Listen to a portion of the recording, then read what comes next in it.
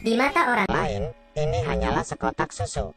Tapi di matanya ini kunci untuk kabur. Ia mengupasnya, mengeluarkan bagian film tipis, dan mengeluarkan film tipis ini lalu dibersihkan. Saat akan keluar, diam-diam menempelkannya di kunci rahasia sel. Jadi pada saat penjaga menekan kode tersebut, jarinya ikut menekan 4 tombol itu. Sekali lagi ia melambaikan film itu. Dia mendapat 4 angka. Jadi, mungkin ada 24 kunci kombinasi. Selanjutnya adalah mencoba kata sandi. Tapi bagaimana cara menyentuh kunci ini? Dia meremas kertas toilet menjadi bola-bola kecil. Kemudian meremas pasta giginya. Sama seperti itu dia membuat banyak hal. Kemudian menggunakan kertas kado. Terus meremas dan mengencangkannya. Sebuah bola bundar besar direkatkan. Saat penjaga membantunya melepas borgol, dia segera memasukkannya ke lubang di jendela kecil. Begitupun jika sipir mengunci jendela kecil itu, masih mungkin untuk dibuka. Dari jendela kecil, ia mengulurkan tangannya dan mencoba kata sandi. Paling banyak adalah 24 kali, dia bisa melakukannya dengan benar dan cepat. Untuk mencegah kamera menangkapnya, pertama-tama dia harus tahu apa yang dilakukan para penjaga. Jadi dia mendengarkan suara di luar setiap saat. Melalui suara, saat pintu dibuka dan ditutup, dia tahu para penjaga setiap hari setelah membawanya ke sel akan keluar untuk mengobrol dan merokok bersama. Jadi ada waktu 1 menit setiap hari. Tidak ada kamera pengawas. Ini adalah celah yang dia cari. Tetapi ketika dia keluar dari penjara dan apa yang harus dilakukan selanjutnya, jangan meremehkan Ray Breslin. Dia tahu itu untuk melarikan diri dari penjara dengan sukses. Akan ada 3 faktor. Struktur denah penjara, dan di luar harus ada yang membantunya. Dia sudah tahu aturannya. Untuk tata letaknya, dia sudah memahaminya. Begitu dia keluar penjara, dia pergi kemana-mana untuk mengamatinya. Penjara yang ketat ini, ada kelemahan, yaitu stasiun pemadam kebakaran di sebelah penjara. Hanya ada satu masalah, hanya ruangan hitam kecil itu yang ada di dekatnya. Jadi dia mengambil inisiatif untuk menimbulkan masalah. Memukul orang jahat sampai terluka. Para narapidana dipenjarakan di sebuah ruangan hitam kecil. Itu sebabnya ketika dia mencoba kodenya, dia meninggalkan ruangan hitam itu, menemukan ventilasi ke stasiun pemadam kebakaran. Dia memanjatnya. Ketika para penjaga melalaikan tugasnya, dia naik dari sisi ini ke atas pipa ventilasi, mendatangi stasiun pemadam kebakaran. Dengan cepat mengganti bajunya dengan baju pemadam kebakaran yang tidak terpakai di sini. Sekarang harus ada faktor ketiga, cadangan. Ia sudah membuat janji dengan rekan satu tim dari luar. Pada titik ini sebuah mobil kecil akan meledak. Ada kebakaran, maka truk pemadam kebakaran akan diberangkatkan. Dia segera bersembunyi di bawah mobil pemadam kebakaran. Ia pergi dengan mobil ke tempat kebakaran terjadi. Muncul dari bawah mobil. Ketika setiap orang sibuk, tidak ada yang memperhatikannya. Masuk ke mobil rekan satu timnya. Ia berhasil kabur. Benar, dia bukan seorang kriminal, tapi seorang ahli melarikan diri dari penjara. Dipekerjakan oleh Biro Penjara Federal untuk menguji secara nasional tingkat keamanan setiap penjara. Metode pengujiannya adalah menggunakan identitas palsunya untuk masuk penjara, kemudian mengandalkan dirinya sendiri untuk keluar. Dalam 7 tahun dia memeriksa keamanan di 15 penjara. Tidak ada tempat yang bisa menahannya. Sampai suatu hari, orang dari Chia mendatanginya. Ia mengatakan ada penjara yang sangat misterius, terutama menahan penjahat yang tidak ingin diterima oleh negara manapun. Chia ingin memeriksa apakah penjara ini aman atau tidak. Tetapi mereka tidak tahu di mana penjara ini. Ini adalah misi yang berbahaya. Ray Breslin setuju dengan mereka. Segera tanggal penangkapan tiba. Sebelum berangkat, takut terjadi sesuatu, bawahan juga memberi alat pelacak GPS di lengannya. Baru saja melangkah keluar, Ray Breslin segera ditangkap. Tapi dia tidak menyangka, orang-orang ini menggunakan kekerasan dengan cara yang tidak biasa. Pertama menggunakan pistol untuk menjatuhkannya. Setelah itu semuanya sepertinya sudah direncanakan. Langsung menggunakan pisau untuk mengeluarkan GPS. Kemudian obat penenang dimasukkan ke lehernya, membuatnya tidak sadarkan diri. Menunggu sampai dia sadar kembali, dia bertemu dengan seorang kepala penjaga dengan setelan jas dan sepatu kulit. Ray Breslin merasa tidak tahan. Dia berkata bahwa itu terlalu kejam, dia tidak bisa melakukannya. Kemudian memberi isyarat bahwa Sari meminta sipir untuk membebaskannya. Tanpa diduga sipir tidak menyadarinya sedikit pun. Masih menahannya, ternyata kepala polisi itu bersama satu orang. Ingin merencanakan dan menyakiti Ray Breslin. Ingin menahan Ray Breslin di sini. Terkunci seumur hidup. Ini adalah penjara paling ketat di dunia. Sel setiap orang terbuat dari kaca tempel. Narapidana yang ke toilet juga bisa melihat dengan jelas. Tidak perlu menyebutkan tindakan kecil apapun. Sel itu dibangun di udara. Metode penggalian tradisional sama sekali tidak bisa dilakukan. Di ruangan tertutup 100%. Tidak ada yang bisa menyentuh sinar matahari. Jumlah penjaga penjara beberapa kali lebih banyak dari jumlah narapidana. Semuanya bersenjata lengkap. Topeng itu mencegah mereka berbicara dengan penjahat. Ini untuk menghindari tindakan komunikasi pribadi. Penjara ini memiliki ratusan ribu kamera. Ada juga kamera berbentuk lingkaran. Bergerak kapan saja, dapat melihat siapapun yang diinginkannya. Tapi sel ini bahkan lebih menakutkan. Selalu menyalakan lampu yang sangat terang. Jika pernah dipenjara di sini, matamu tidak akan terbuka. Bahkan lebih panas dari sauna. Ini benar-benar penderitaan. Ray Breslin melihat penderitaan di sini. Mencoba mengamati struktur sel, menghitung cara untuk memecahkannya, menunggu dia memikir. Dia kelelahan dengan hipoglikemia karena kehilangan darah dan dehidrasi. Tapi dia masih menemukan celah yang dia inginkan. Tidak salah, itu adalah paku keling di lantai. Dia punya rencana, pembobolan penjara tidak bisa tanpa asisten. Aturan lama, pertama adalah mencari teman baru. Tidak perlu menunggu Ray Breslin tersenyum. Ada seseorang yang datang untuk berteman dengannya lebih dulu. Rekan satu timnya adalah tangan yang berotot. Namanya adalah Emil. Dia sepertinya telah melihat keberanian Ray Breslin dengan jelas.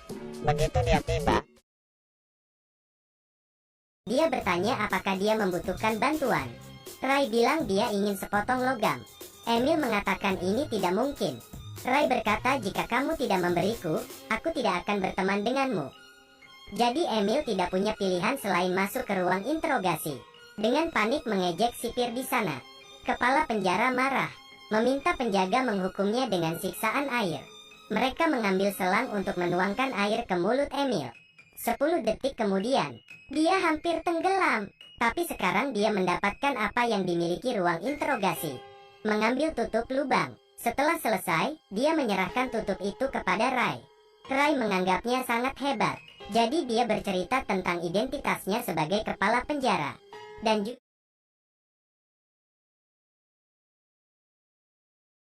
menceritakan pengamatannya, pemahamannya. Ternyata dia tahu, konstruksi di dalam sel sebagian besar lurus ke atas. Bisa dikatakan, sangat mungkin ada tanah. Selanjutnya, suara air terdengar di bawah sel. Dia berspekulasi bahwa ada pipa air di sana. Ini pastinya adalah jalan keluar. Kemudian mereka harus kembali ke sel. Setelah perencanaan, segera mulailah ia mengambil tindakan. Emil bertanggung jawab untuk memulai perang. Ray mencengkeram sepotong roti di tangannya. Dengan sangat cepat petugas datang. Mereka semua dibawa ke sel dengan cahaya terang. Baru saja masuk, Ray segera membuka tutup yang diberikan Emil padanya. Pantulan cahaya yang kuat bersinar di paku keling. Tunggu sebentar, mengapa hal ini sangat bercahaya? Ternyata dia pernah memolesnya dengan pasta gigi sebelumnya. 10 detik kemudian, 100 derajat Celcius menyebabkan tiang mengembang sebesar 0,03 cm kubik. Segera muncul, Ray dengan cepat menariknya keluar. Kemudian melakukan hal yang sama dengan 3 kancing lainnya. Selesai, dia memasukkan roti ke dalam mulutnya. Pada saat yang sama mengisyaratkan perhatian Emil. Emil mulai berteriak. Seperti yang diharapkan, kepala penjara segera menoleh padanya. Ray segera berdiri, menempelkan roti kunyah ke kamera, memblokir pandangan. Lalu dia membuka lantai itu. Turun ke bawah. Dia turun ke ruang di bawahnya. Kemudian memanjat pipa air. Menunggu dia naik ke puncak. Membuka penutupnya. Dia sangat terkejut dan tercengang. Ini tidak di bawah tanah seperti yang dia duga. Tapi itu adalah samudra yang tak terbatas. Dia berada di dek kapal tanker raksasa.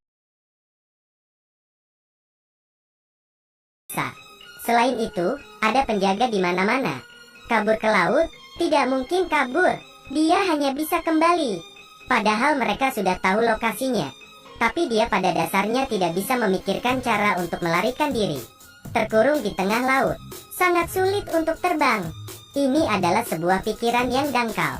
Kepala penjara menemukan paku keling. Menemukan upaya melarikan diri oleh Ray Breslin. Memulai penyiksaan untuk mengasingkannya. Dia baru saja pergi tidur. Para penjaga segera mengetuk jendela dan mencegahnya tidur. Menunggu sampai dia sangat lelah sampai dia pingsan. Para penjaga datang untuk memukulinya lagi. Memukulnya sampai dia sadar kembali. Alhasil, setiap hari Ray Breslin selalu dalam keadaan koma. Setelah sedikit nafas, dia pingsan. Tidak lama setelah itu, dia perlu pergi ke dokter. Setelah pemeriksaan, dokter mendecakkan lidahnya. Tapi meski begitu, Ray Breslin masih tidak mudah dikalahkan. Menunggu sampai mereka berhenti menyiksa, dia terus memikirkan cara. Setiap hari dia makan nasi. Di atas meja makan, dia selalu diam-diam menciptakan alat untuk melarikan diri dari penjara. 2 lensa kaca, pulpen, selembar kertas karton keras, dicolokkan kembali ke tabung kaca. Benda-benda yang baru dibuat ini disebut kaca heksagonal, khusus digunakan untuk pengukuran arah.